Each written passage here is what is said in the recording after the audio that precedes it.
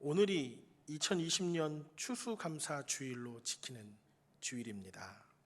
하나님의 인도하심과 하나님의 보호하심, 이 코로나로 인해서 참 어려운 시기를 보내고 있어도 하나님께서 우리를 인도해 주신 것에 대한 감사, 우리를 지키시고 보호하심 가운데 누리는 그 은혜에 감사하여서 우리가 온 마음으로 함께 예배하고 우리의 삶을 돌아보고 다시 한번 하나님 앞에 믿음으로 올곧게 서는 그런 은혜가 저와 여러분 가운데 있기를 간절히 원합니다. 1620년 9월 16일 스코틀랜드에서 신앙적인 박해를 피해서 102명의 청교도들이 믿음을 지키고 신앙의 자유를 바라면서 메이플라워호를 타고 신대륙으로 옮겨가고자 하는 항해를 시작합니다. 제도 중심에서 복음 중심, 말씀 중심, 하나님 중심으로 살고 싶은 그 마음의 기대 때문에 험난한 여정을 떠나죠. 65일간의 고난의 그 항해가 11월 20일 미국 땅을 밟고 정착하면서 얼마나 그 여정이 힘들었는지 함께했던 44명의 지체들이 숨지게 되었고, 그곳에서는 신대륙에서 이제 먹고 살아야 할 실제적인 문제 속에 원주민이었던 인디언들이 농사하는 방법을 가르쳐줘서 그런 일들로 한 해를 보내고 첫 번째 얻었던 수확을 하나님 앞에 내어놓으며 드렸던 예배, 절기가 추수감사절의 유래이기도 합니다. 올해가 이 청교도들이 미주 이렇게 옮겨서 믿음을 위해 떠났던 그 걸음을 옮기고 미국 새로운 대륙에 정착을 한 첫 걸음을 내딘 지 400주년이 되는 해라고 합니다. 믿음을 지키고 복음대로 살기 위해 떠났던 그 걸음, 내가 살고 있던 삶의 터전을 다 버리고 믿음 때문에 그 일을 시작했던 그 걸음, 그들이 했던 그 일은 결단과 모든 기득권을 내려놓고 그들이 지키고자 했던 것은 예수 그리스도 안에서의 삶이었습니다. 우리도 우리의 삶 속에 하나님이 함께해 주시고 하나님이 지켜주시고 제도와 상황이 아니라 복음과 말씀이 내 삶의 기준이 되어서 살기를 기대하는 그 중심을 잃지 않고 참 어려운 때를 보내는 이 2020년 추수감사 주일까지 지난 한 해를 되돌아보면서 그럼에도 불구하고 지키신 하나님의 은혜를 기억하고 가슴에 새기는 저와 여러분이 다 되시기를 간절한 마음으로 소망합니다. 오늘 이 본문 말씀을 보기에 앞서서 골로새서 3장을 보면 우리는 예수로 인해 새로운 사람을 입었다라고 하는 구절이 나옵니다. 하나님의 형상에 따라 지식까지도 새롭게 변화를 받았다. 예수 만나기 전에 가졌던 습관, 예수 믿기 전의 모습은 다 벗어버리고 새로운 옷을 입었다, 이렇게 기록합니다. 잘 생각해 보면 예수 믿기 전에 남들을 속였던 거짓, 남들을 비방했던 말들, 마음에 대한 사리와 사욕, 이 모든 것들이 벗겨지고 새로운 사람을 입었다는 것이죠. 생각까지도 새로운 사람이 된 것, 이 성도는 거기에서 머물러 있는 것이 아니라 서로를 한 몸으로, 서로가 하나의 공동체로 차별하지 않고 교회 공동체 안에서 서로가 서로를 위하고 돌보고 또 귀히 세워가는 것이 성도의 모습이라고 성경은 가르칩니다. 그래서 무엇보다 교회 첫걸음을 딛는 사람들은 기대합니다. 교회만큼은 차별이 없을 거라는 기대, 교회만큼은 사랑이 있을 거라는 기대. 그래서 교회 온 사람들 중에 가장 크게 실망하는 것은 하나님 앞에 실망하는 게 아니라 사람들한테 실망하죠. 기대했던 그 기대가 무너져 버리니까 저 사람들이 정말 나를 똑같은 모습으로 대해줄 거야. 세상에서는 권력, 재산 이런 것들로 줄 세우지만 교회는 그런 데가 아니라며 라고 교회 공동체에 대한 기대를 가졌는데 교회가 그러지 못하니까 빨리 상심하고 더 큰 상처를 안고 심지어는 교회를 떠나는 경우들도 생기죠. 교회 공동체는 계급사회가 아닙니다. 형제요 자매이죠. 좌우의 모습들, 아까 인사했던 그분들이 형제고 자매입니다. 한 몸을 이루고 있는 공동체라고 하는 것이죠. 우리가 한 몸을 이루고 있기에 하나님께서 우리에게 주시는 은혜를 누리고 또 한 몸으로서 함께 해가야 할 일들을 고민하며 그 일을 위해 하나님 앞에 내어맡겨 사는 삶을 사는 자들입니다. 이러한 성도들이 새 옷을 입고 한 몸을 이룬 공동체가 이루어야 할 5가지 미덕을 오늘 본문이 말하고 있습니다. 긍휼과 자비와 겸손과 온유함과 오래 참음, 이런 능력들을 발휘하며 살아가는 자들이 예수 안에 살아가는 성도들이 가져야 할 미덕입니다. 여러분 한번 내 자신을 한번 돌아보시죠. 내 안에 긍휼이 있는가? 자비가 있는가? 온유함이라는 것이 있는가? 오래 참음이 있는가? 겸손한 중심이 내 안에 있는가? 이게 성도들이 나타나야 할 미덕, 특징적인 모습입니다. 이러한 능력을 갖추고 이렇게 될 수 있는 이유는 오늘 성경 본문에 이렇게 표현합니다. 제가 한번 읽어드려 볼게요. 12절입니다. 그러므로 너희는 하나님이 택하사 거룩하고 사랑받는 자처럼, 이라는 표현을 씁니다. 자처럼, 이렇게 분명하고 명확한 자기의 인식, 군인처럼. 그러면 군인의 자기 정체성이라는 것이 있죠. 그죠? 아버지처럼, 이러면 아버지의 정체성이 있잖아요. 분명히 성경에서 뭐라고 기록하냐면 하나님이 택하사 거룩하고 사랑받는 자처럼 이라고 기록해요. 그게 우리의 정체성입니다. 하나님의 택하심을 받은 자, 이게 참 중요한 내용인데요. 선택해 주신 삶, 여러분이 이 자리에 앉아 있는 것은 하나님의 선택 때문입니다. 하나님의 택하심 때문에. 믿으십니까? 여러분, 이 현대인들은 예정과 선택이라고 하는 이 교리를 그닥 좋아하지 않습니다. 그 이유 중에 하나가 스스로 무엇인가를 개척하고 노력해서 얻는 결과를 원하지, 하나님께서 무조건적으로 택해 주신 그 사랑이 무엇인가 신뢰할 만한 일이 아니라고 여기는 거죠. 대가 없이 선택해 주셨다라고 하는 그것을 가치 없는 것처럼 여기기도 합니다. 하지만 예정과 선택 교리는 우리가 잘 누려야 할 복된 교리입니다. 진리이죠. 우리가 믿음을 통해 하나님을 아는 것, 또 구원을 받는 것, 자격과 조건, 상황, 환경, 내 노력이 아니라 자격 없는 자를 사랑해 주신 하나님의 주권, 이것이 선택인 거예요. 여러분이 얼마나 자격 갖추었느냐, 상황을 잘 만들었느냐, 노력했느냐, 이게 세상이 우리를 평가하는 방법이잖아요. 내가 얼마나 노력했느냐, 얼마나 좋은 상황을 만들었느냐, 얼마나 좋은 결과를 이끌어냈느냐. 하나님께서 이것을 우리에게 묻지 않으시고 선택해 주신 거예요. 하나님의 주권. 우리를 향한 무조건적인 사랑이 선택입니다. 더 나아가 조건과 자격도 갖추지 않은 우리들을, 그것도 보시지 않았던 우리를 통해 이루고자 하시는 일이 있다는 거예요.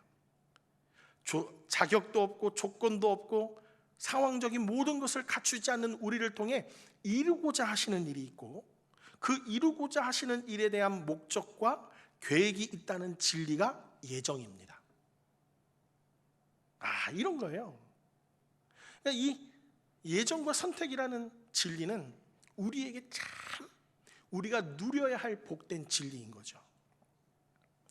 인생의 성공은 하나님께서 우리를 통해 무엇을 위해 우리를 부르셨고, 또 그 부르심에 합당한 삶을 살기 위해 우리가 그 일을 깨닫고 있느냐, 깨달은 자들이 성공한 자들이에요.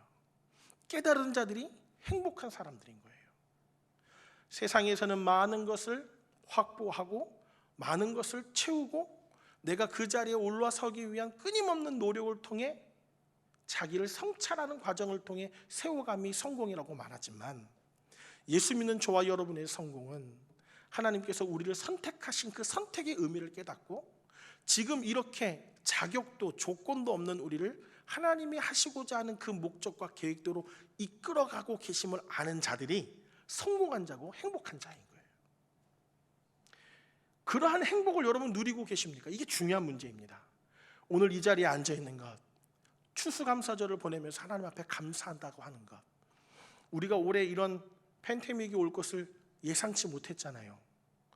이런 큰 아픔 중에도 하나님이 여기까지 인도해 주심이라고 하는 고백이 그리스도 예수 안에서 우리의 삶을 주장하고 있음을 고백하는 것, 이것이 저와 여러분의 믿음이어야 합니다.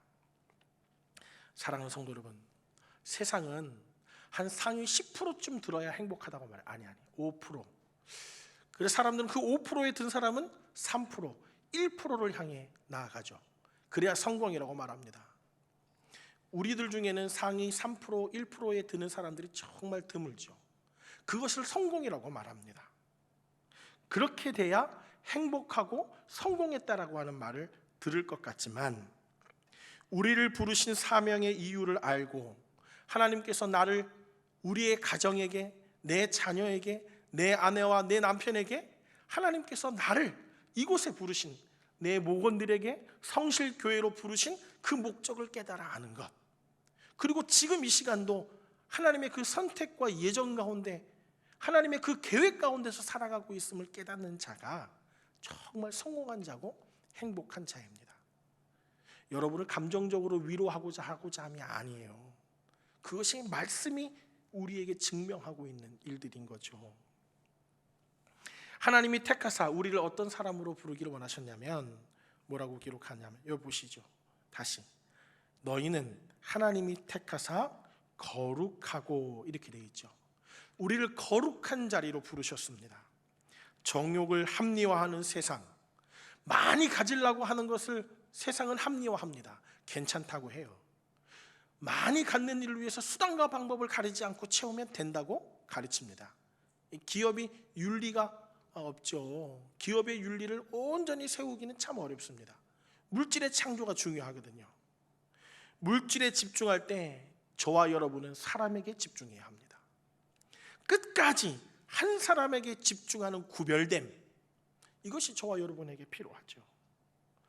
우리는 예수님의 거룩하심을 통해 거룩하다 여김을 받은 자들입니다.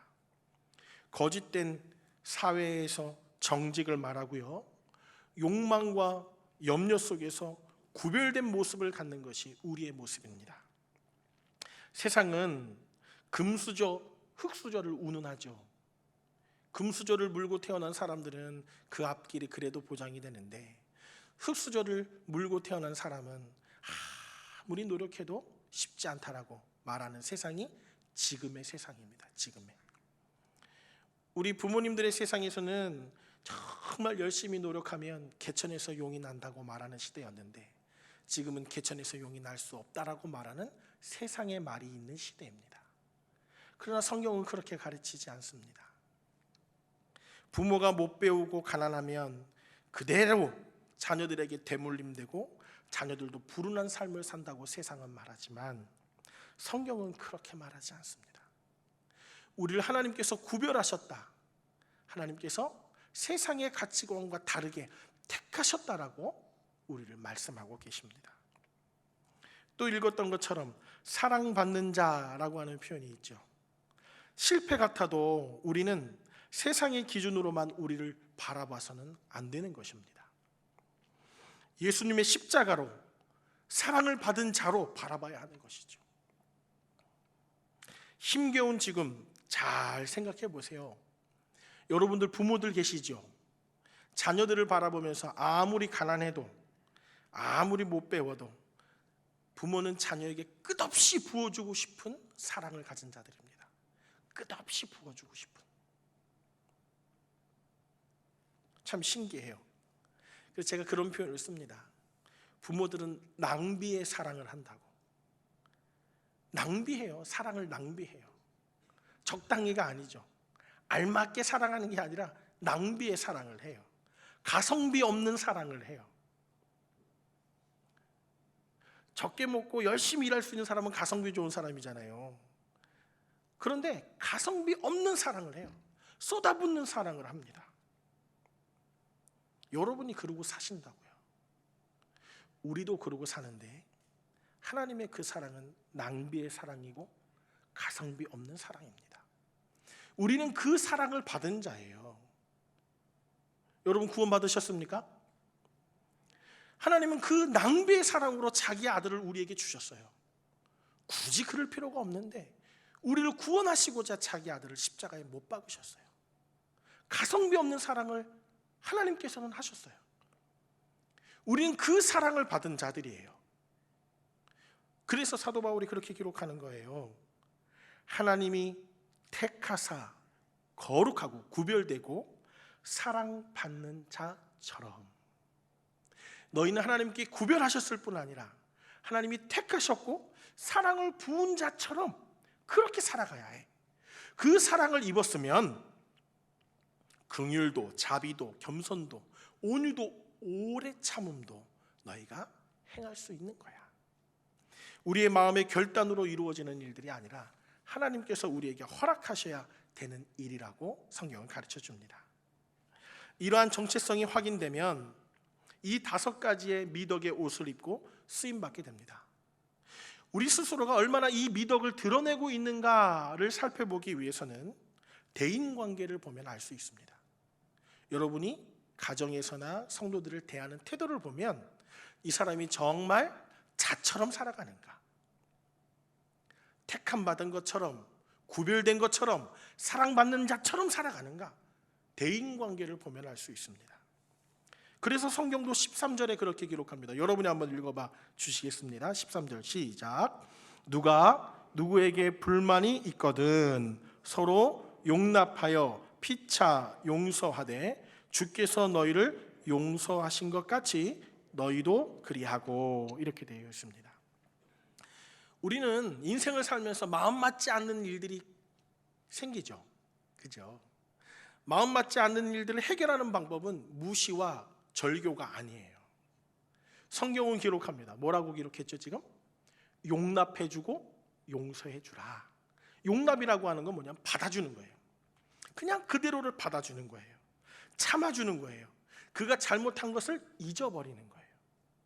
용서한다라고 하는 것은 이 성경에서 예수님께서 우리를 용서하신 그 용서는 속량, 대신해서 값을 치르고 우리에게 자유를 허락하신 것이 용서입니다. 피차, 서로가 용서하고 용서받는 공동체, 그게 교회입니다. 그래서 교회는 기대하는 거예요. 서로 용납해 주기를, 용서해 주기를. 가정은 그런 거예요. 가정. 부부싸움은 무슨 말이 있죠? 칼로? 네. 근데 요즘에는 부부싸움은 칼로 물을 안 베요. 용납해 주거나 용서해 주지 않기 때문에 그렇습니다. 예수 믿는 사람들의 모습은 이 5가지 미덕이 어디서 드러나면 대인관계 속에서 드러나는 거예요. 여러분 옆에 앉아있는 분들 가정에 또 교회 공동체 안에서 드러나는 일이에요. 서로 그를 받아내주고 서로 용서해주는 것, 관계를 새롭게 하는 것, 이것이 공동체를 살리는 일입니다. 공동체를 해야 하는 아주 나쁜 습관을 가진 사람들이 있습니다. 그것은 용서하지 않고자 하는 정신을 가진 사람이에요. 저 두고 봐, 내가 한번 언젠가는, 이 가슴에 칼을 두고 있는 거죠. 그런 성향의 사람들이 가정에서도 교회에서도 직장에서도 끝없이 기억하고 가슴에 새기는 마음을 가진 자, 공동체를 행하는 아주 나쁜 습성을 가진 거죠. 이 죄는 봐줘도 그 사람은 용서 못해, 이게 맞는 말인가요? 원래는 뭐죠? 죄는 미워해도 사람은 사랑해라, 이런데 보편적으로 뭐라 그래요? 내가 그 사람이 잘못한 것은 그래 시간도 지나고 했으니까 용서해 주지만 그 사람과는 내가 말을 섞지 않을 거야. 우리는 그러고 산다고요. 뭔가 잘못됐잖아요. 그럴 수 없습니다. 우리는 관계 속에서 피차 용납하고 용서하는 일을 감당해야 합니다. 어떻게 해요? 예수님께서 우리를 그렇게 용서해 주신 것처럼. 그리고 14절에 제가 한번 읽어봐 드릴게요. 이 모든 것 위에 사랑을 더하라. 이는 온전하게 매는 띠니라.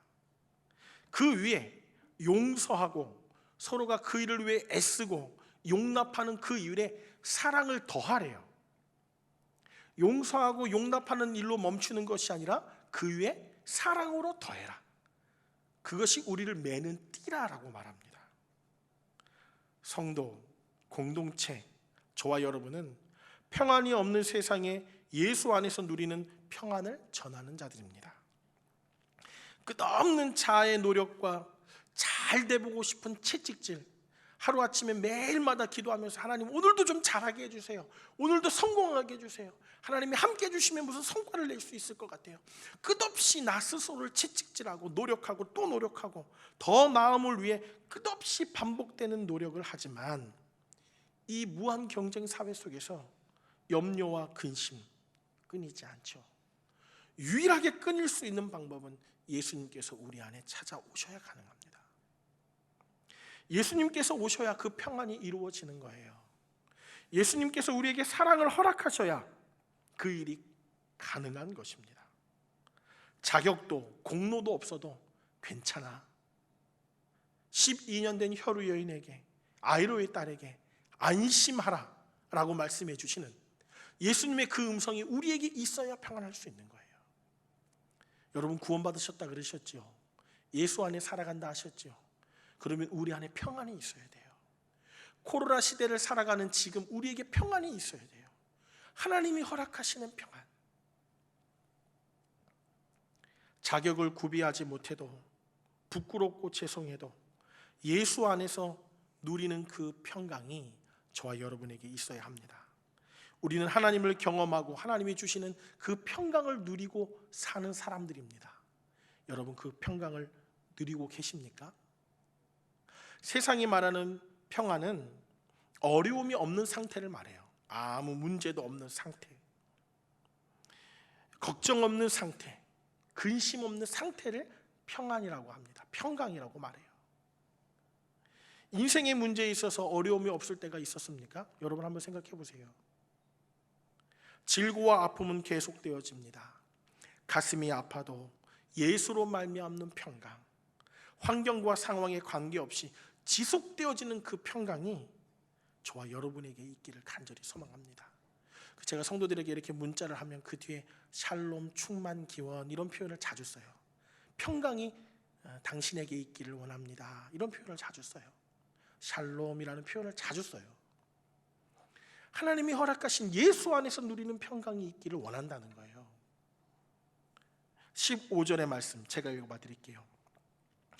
그리스도의 평강이, 그러니까 주님께서 주시는 그 평강이 너희 마음을 주장하게 하라, 이렇게 기록합니다.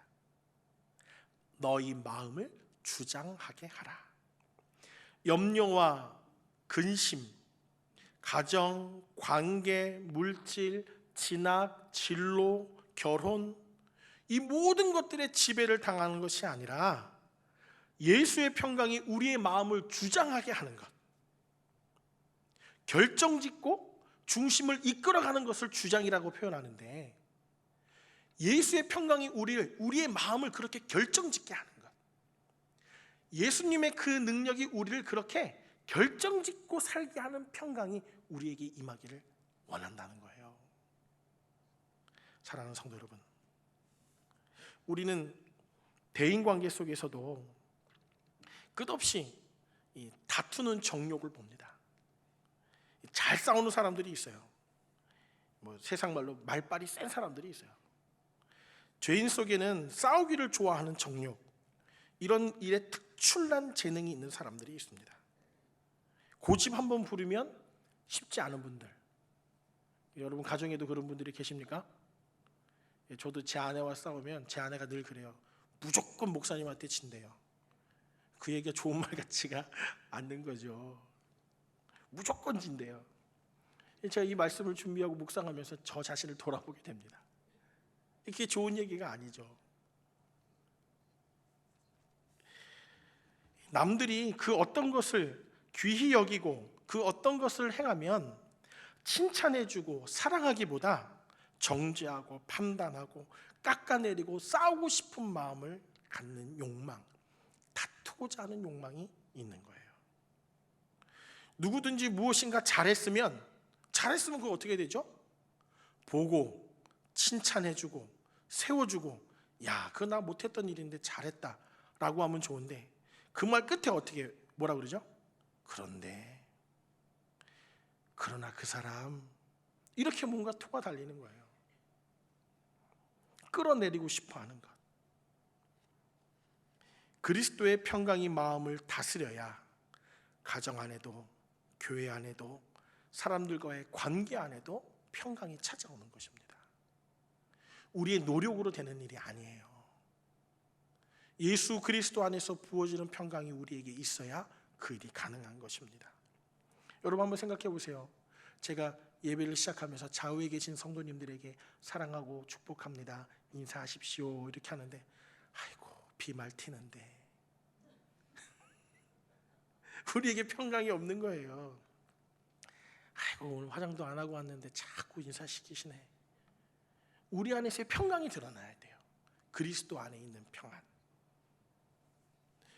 예수님께서 우리에게 허락하신 그 평강이 우리를 주장하는 가운데 사람을 만나고, 가정 가운데 일을 하고, 교회 공동체 가운데 함께 동역한다면 하나님의 은혜를 누리는 자가 되는 것입니다.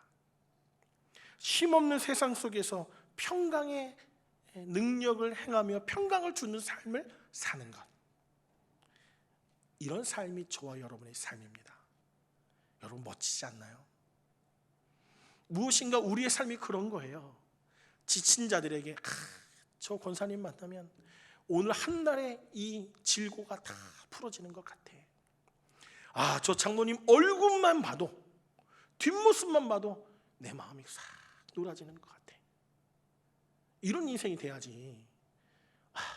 우리 목사님 들어오시네, 숨이 막혀. 제 아내가 그런다면 제가 참 진짜 감당하기 어려울 거 아니에요. 그죠? 제 아이들이 아빠 오신대 방으로 다 숨어 들어가. 평강을 주는 인생이 아니죠. 여러분 어떻게 살고 계십니까? 그리스도 안에 누리는 그 평강을 전하며 사는 삶이십니까? 아니면 여러분이 가는 곳마다 숨이 막히고 등을 돌리고 불편하게 하는 삶을 살고 계십니까? 성경은 분명히 우리에게 평강을 끼치는 자, 평강을 전하는 자로 살라고 말합니다. 이렇게 하기 위해서, 이런 삶을 누리며 살기 위해서 우리에게 반드시 필요한 것이 있습니다. 그게 16절인데요. 제가 한번 읽어봐 드리겠습니다. 그리스도의 말씀이 너희 속에 풍성히 거하여, 이렇게 기록합니다. 세상은 염려와 욕망을 부추겨 세웁니다. 진짜가 아닌데 진짜인 것처럼 세상은 많은 것을 가져야 평강한 것처럼 말합니다. 이 목사님 모르시는 말씀. 그래도 내 집은 있어야 평안한 거죠. 또 먹고 살면 노후가 대책이 마련이 돼야 평강한 거죠. 그럴 수 있죠. 그것을 무시하는 것이 아니에요. 그것보다 더 큰 것, 주님께서 우리에게 주시는 평강이 있어야 그것을 평안으로 누리는 거예요. 그렇지 않으면 10%가 3%, 1%로 들기 위해 끝없는 노력을 해도 평안이 찾아올 수 없는 거예요.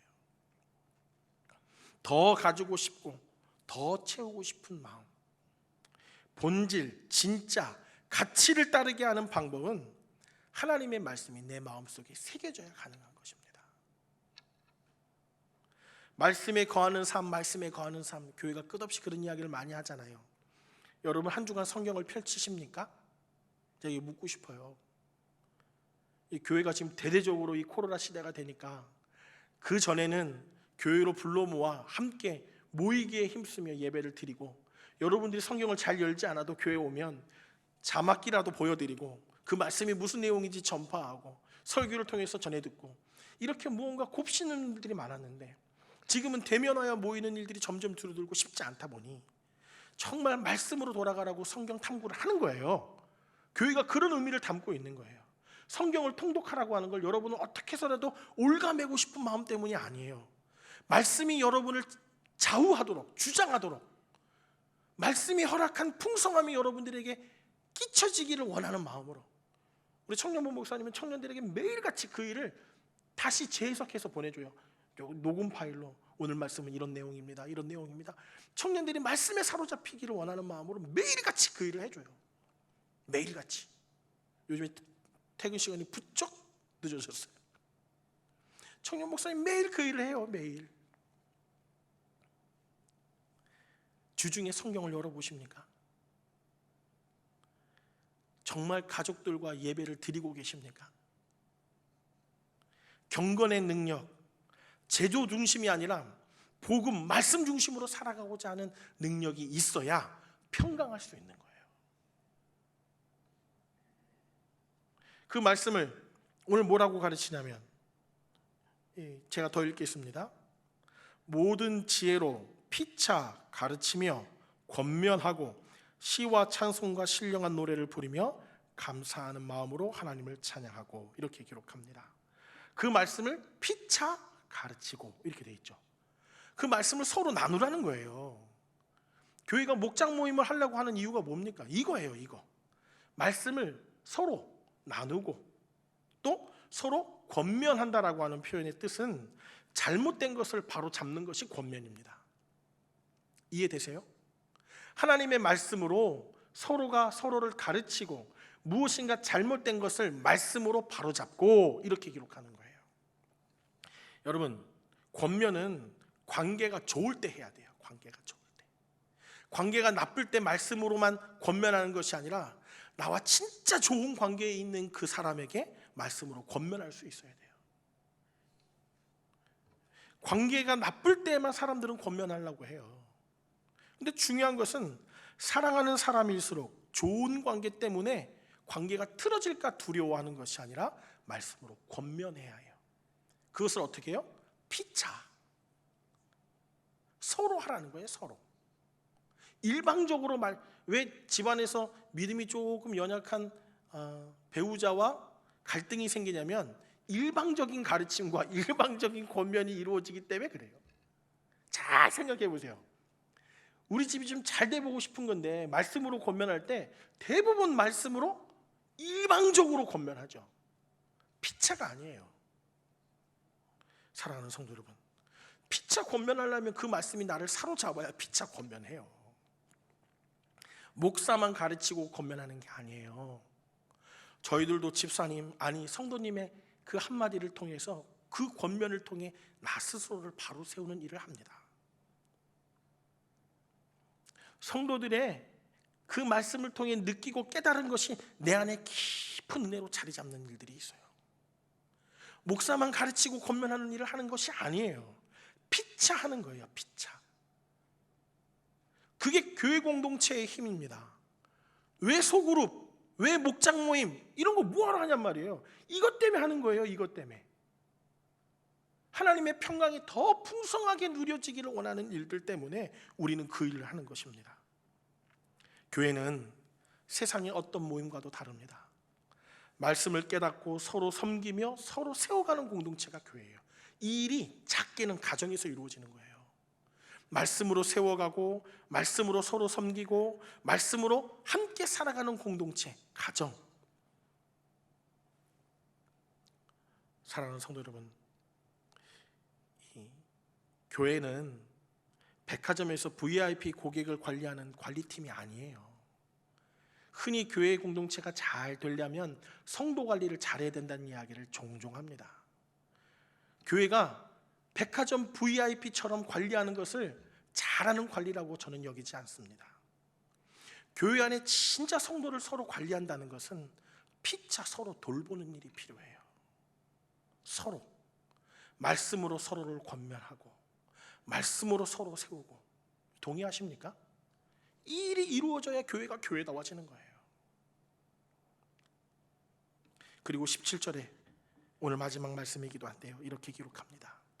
또 무엇을 하든지 말에나 일에나 다 주 예수의 이름으로 하고 그를 힘입어 하나님 아버지께 감사하라.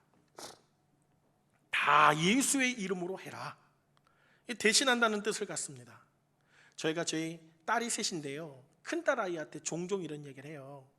아빠가 어디 가면 아빠 엄마를 대신해서 네가 하는 거야, 이런 얘기를 해요. 여러분들 그런 이야기들 해보셨죠? 아빠 엄마를 대신해서 네가 하는 거야? 이런 얘기를 제가 잘해요. 그러면 그 아이에게 부여해 준 힘이 뭐예요? 아빠가 말하는 것처럼, 엄마가 말하는 것처럼 동생들은 언니의 이야기를 들으라는 거죠. 우리는 예수님의 대리자로 살아가는 거예요. 여러분의 삶이 그처럼 멋진 일을 해가는 거예요. 우리는 그냥 이 세상에서 전전긍긍하는 사람이 아니라 예수님의 대리자로서 살아가는 것입니다. 이것이 우리의 정체성이에요. 힘겨운 상황이 우리를 짓누를 수 없습니다. 예수님처럼 살아가는 것이 우리의 모습이에요. 사랑하는 성도 여러분, 예수님을 대신해서 예수님께서 하신 그 일을 우리가 해내는 것이 우리의 할 일입니다. 복음을 전하고 죽은 자를 살리고 평강이 없는 그곳에 평강을 전하는 것이 우리가 할 일입니다. 여기 그렇게 기록하잖아요. 다 주 예수의 이름으로 하고, 이렇게 기록해요. 말에나 일에나 사람의 말이 드러나지 않도록, 사람의 영광이 드러나지 않고 다 주 예수의 이름으로 하고. 여러분이 하시는 모든 일에 예수가 묻어나와야 합니다. 이게 정말 어려운 일이죠. 내 힘으로 노력한다고 되는 일이 아니에요. 사랑하는 성도 여러분, 남들의 칭찬, 사람의 평가, 이 중요한 일이지만 이것만 중요한 것이 아니에요. 여러분들이 저를 어떻게 보느냐, 저 김종원 목사 저런 사람이야 라고 평가하는 그 일에만 제가 매달려 있다면 잘못된 인생을 살아가는 거예요. 제가 저 권사님이 나를 이렇게 봐줘야 되는데, 그거에 목말라 한다면 잘못된 인생을 살아가는 거예요. 우리는 우리의 삶 속에 예수의 향기가 드러나야 돼요. 예수님이 행하신 그 일들을 이루며 살아가는 자들이에요. 이 어려운 시대에 여러분들에게 하나님께서 그와 같은 놀라운 일을 여러분을 통해 이루시겠다 말씀하시는 거예요. 그래서 가정 안에서 한 권사님은 그 가정 전체를 구원하는 통로로 쓰임받는 자도 계시고, 어떤 장로님은 그 지역 전체를 믿음으로 회복시키는 일로 위해 쓰임받는 분도 계시고, 어떤 성도님은 내 남편과 믿음으로 견고히 서서 야, 얘네들 예수 믿는 사람들이야 라고 하는 증거를 드러내는 삶을 살기도 하는 것이죠. 저와 여러분이 이와 같이 우리의 모든 삶 속에 예수님이 묻어나오는 그런 인생이 되시기를 간절한 마음으로 소망합니다. 이제 말씀을 마치려고 하는데요, 15절부터 17절까지 오늘 추수감사주일인데 반복적으로 나오는 단어가 있어요. 이 전체 말씀을 지배하고 있는 핵심적인 주제가 있어요. 15, 16, 17절에 한 번씩 다 나왔는데요, 그 표현이 뭐냐면 감사하라 라는 표현이에요. 감사하라. 세상의 구조는 자아에게 함몰되어 있습니다. 천하보다 귀한 내가 중요하지, 내 인생이 중요해, 자기 가치, 훌륭한 명예를 얻는 것, 자기는 끝없이 자기 중심적으로 향해 갑니다. 이것이 세상의 구조예요. 내 가정, 내 재산. 범사에 예수님의 이름으로 향기를 드러내고 감사할 수 있는 성도의 특징을 갖는 유일한 방법은 시선을 나에게서 하나님께로 돌리는 거예요. 시선을 조정하는 거예요. 여러분, 올 한 해를 살면서 정말 우리가 감사할 수 있는 유일한 방법은 그래도 코로나 안 걸렸으니까 감사하지, 아니에요. 질병이 우리를 찾아오고 환경이 변하지 않아도 시선을 주님께로 돌려야 감사함이 나오는 거예요. 나만 힘든가? 다 힘들지. 천만의 말씀이에요. 하나님이 내 삶을 집중하고 계시다라고 하는 나에서 하나님께로 시선이 조정돼야 감사의 고백이 드러나는 것입니다. 하나님께 감사한다는 것은요, 지금 시대가 어느 때보다 물질적으로는 부유한 시대잖아요. 그죠? 한국은 정말 급진적으로 비약적인 성장을 했잖아요. 여러분들, 우리 부모님들의 세대가 한국 사회의 경제, 문화 모든 것을 성장시키는 주역이 되셨죠. 그런데 참 놀라운 것은 감사와 기쁨이 없는, 물질적으로는 너무 부유한 시대를 사는데 감사와 기쁨이 별로 없어요. 부모 세대는 노력의 결과를 볼 수 있는 세대였다면 사실 지금 이 시대를 사는 청년들이 참 힘들어해요. 지금은 잠시 하는 알바가 아니라 일평생 이렇게 알바만 하고 살 것 같은 거예요. 우리 자녀들이. 무슨 말인지 이해되세요? 여러분들은 대학생 젊을 때 정말 노력 봉사하면서 조금씩 성장할 것을 기대하며 살았는데 지금 이 시대의 젊은이들은 일평생 알바만 하고 살 것 같은 거예요. 하루 종일 노력해서 120만 원 버는 게 일평생 지속될 것 같으니까 좌절하는 거예요. 여러분들과 다르다니까요. 그래서 이들이 자꾸 좌절하고 근심하고 염려하고 될 대로 살고 이러는 이유가 현실에 매몰돼 버리는 거예요. 여기서 뛰쳐나가고 싶지, 현실을 극복하고 싶지, 안 된다는 걸 점점 깨닫는 거예요. 사회 구조를 보면서. 빈부의 격차가 심해져 갑니다.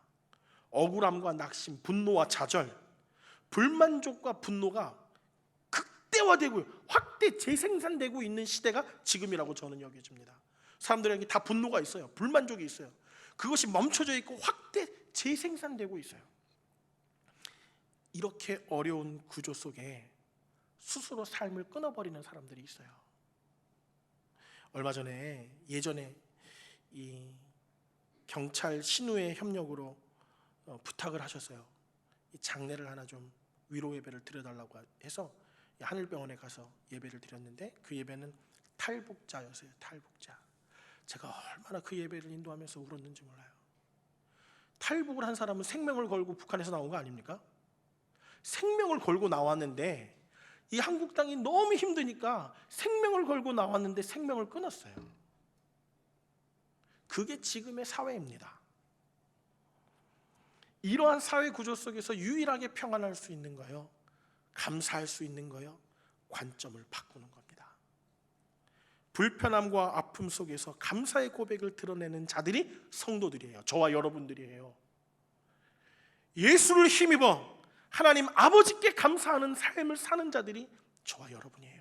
예수를 힘입어 감사하고자 감사해, 그래도 감사해, 저 사람과 비교해 보니까 감사해가 아니라 예수를 힘입어 감사할 수 있는 존재들이 저와 여러분이에요.